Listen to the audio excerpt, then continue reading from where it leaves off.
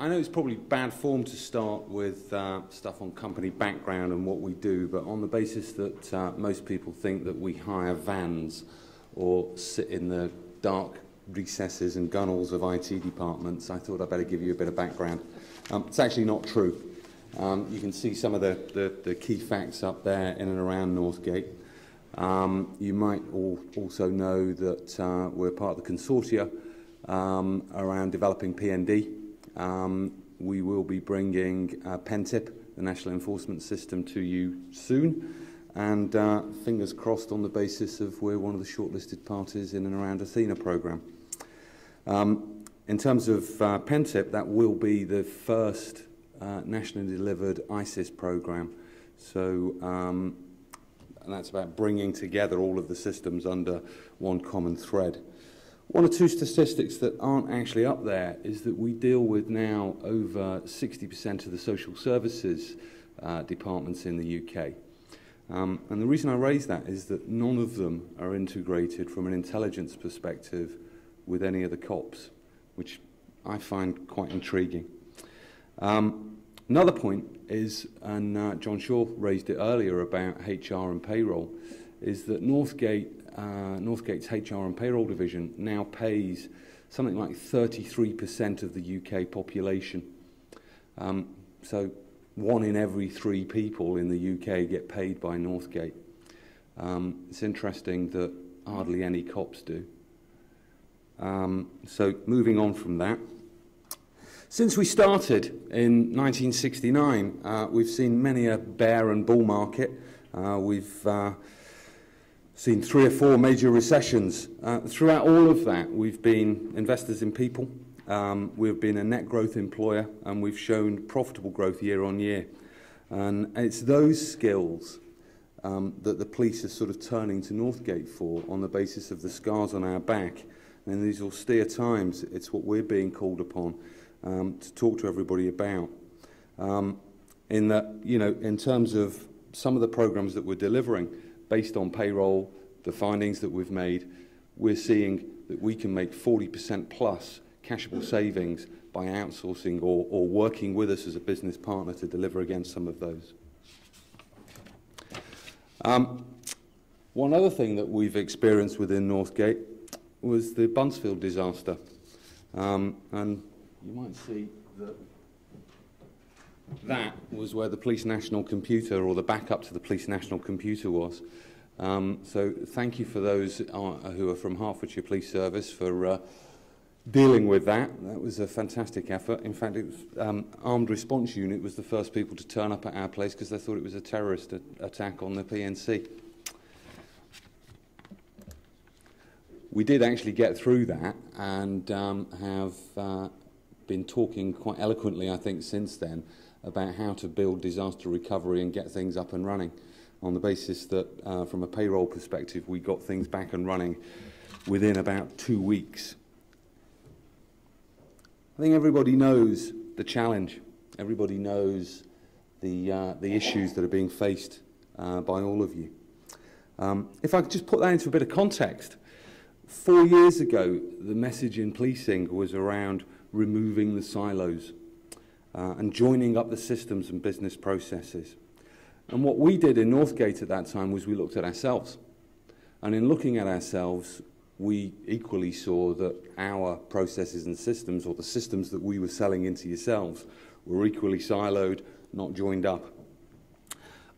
We did something about it.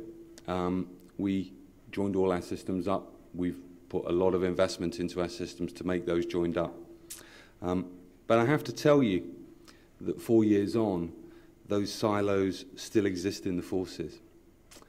Only a handful of forces have set foot on the journey with us in terms of the vision that we set out about having all these things integrated and cops looking at things through one portal, one vision.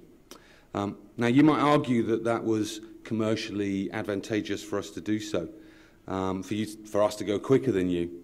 I would argue that in these austere times, it's absolutely, real urgent and business critical for you to jump onto that path. And how much money is wasted having to double key information 3, 4, 5 times? How much money is wasted having to have 17 systems open to give limited information to frontline officers? Some of the things that we're finding in the, if you like, the information management that we're working through is that we've looked at business partnering around central ticket offices and working with you to manage those central ticket offices. We believe we can guarantee you 20% cashable savings based on giving that across to us. Call handling. Admittedly, you get it wrong, people die. But in terms of working and building up business partnering, we believe nationally there's over 30% cashable savings can be made there. Postal services, postal management. I'm not sure any of you are aware, but to send a letter to somebody to tell them that they've been caught speeding and they are due a speed awareness course costs £1.70. So on the basis of a first class stamp is 40-something pence. Processing it through a ticket office costs £1.70. We can take £1 off that by processing it through our services and managing it through our services. That's £1 every letter cheaper. I think the model that we would want to work with you on is a business partnering model. That is not outsource. It is a quantum leap away from outsource. It's about dealing with you on 4 fronts: efficiency, quality, collaboration. There's a 4th one, which is effectiveness. If you look at, down here we've talked about joined up IT systems. I will come on in a moment to talk about resource and demand management. But over here, benchmarking. The NHS is extremely good at benchmarking. They manage comparators, they run comparators across each other, they learn from each other, they develop from each other. I would argue that all of the savings that the police need to make can be made from getting the poor performing forces to be good. That's let alone getting the good forces to be great. So all of those savings can be made by looking at how to manage those processes better and challenging those processes as you go forward. And that is what we believe we can do by bringing a business partnering model to the table. And again, removing the silos in terms of 21st century policing. This slide, I owe this slide to South Wales Police, actually. This is something I got from Umar Hussain, the FD there. This is what they spend on policing. This is how their model breaks down. And for me, the things that I'm hearing, again, going around talking to police forces are, we're going to collaborate with another force on legal services. We're going to outsource our procurement.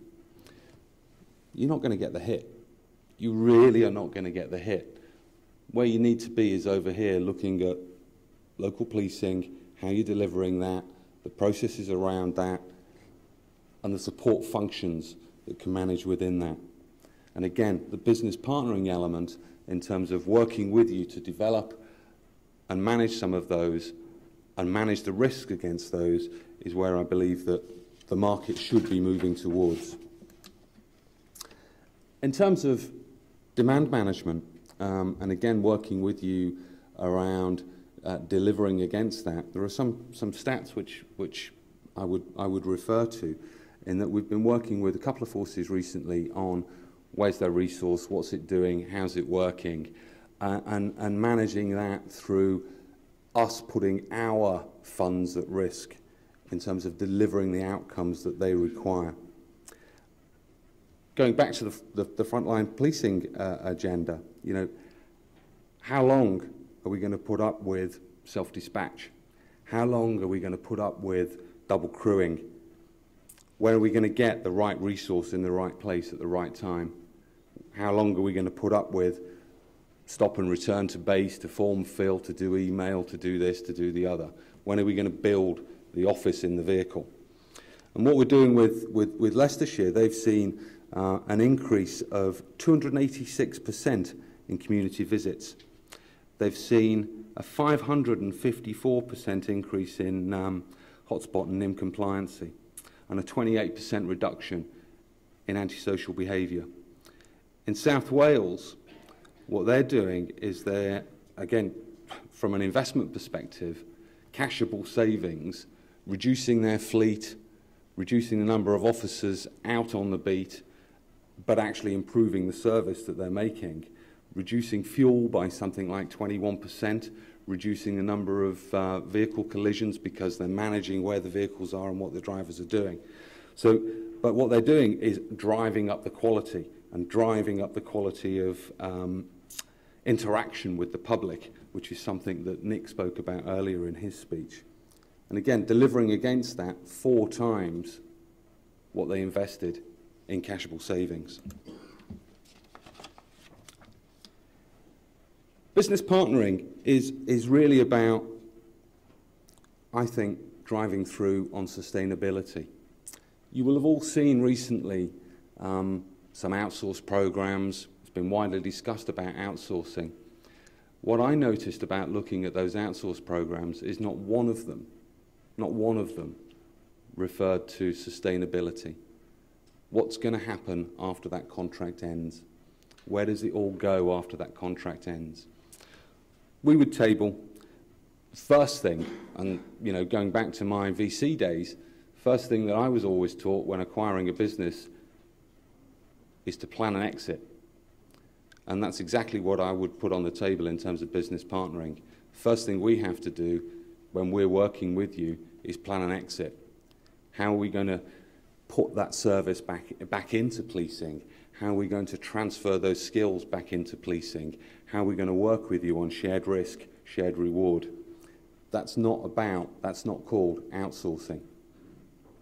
The risk in outsourcing rests with you. The risk in business partnering rests with us, or jointly.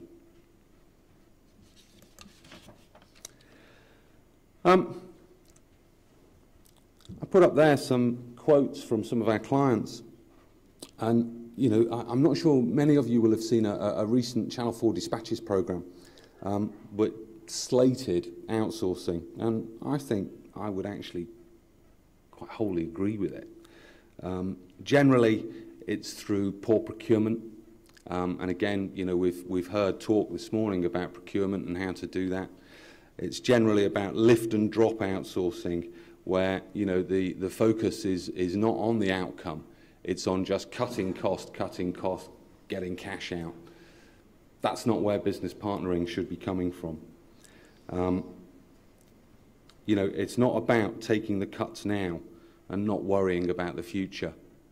We have to look at the sustainability. It will be a slippery, slippery path unless we focus on that, in my view. Again, business partnering is about working with you to build a set of SLAs yourselves in terms of, we've looked at central ticket offices as an example. There's very limited SLAs in there. How quickly do they answer the phone? How quickly can I get my driving licence back if I've been nicked for speeding? What's the interaction with the public? It's the focus on outcomes. It's the focus on don't lose sight of where you want to be. The job that we have now is not about building the bridge. Let's not focus on building the bridge and the bricks we need and the mortar we need and the steel we need to do it. The job is actually about getting to the other side of the river. And we at Northgate are here with a helicopter. So we can help in terms of that. I think, is that me done? I think the key messages for us are outsource for me, is really, really a thing of the past. Where we need to be looking at is business partnering. Where we need to be looking at is shared risk. And that risk is between us and managing that, looking at shared values, looking at the cost, looking at the savings. If you're looking at business outsourcing, okay. If you want to look at business partnering, put us on your list. Thank you for listening to me.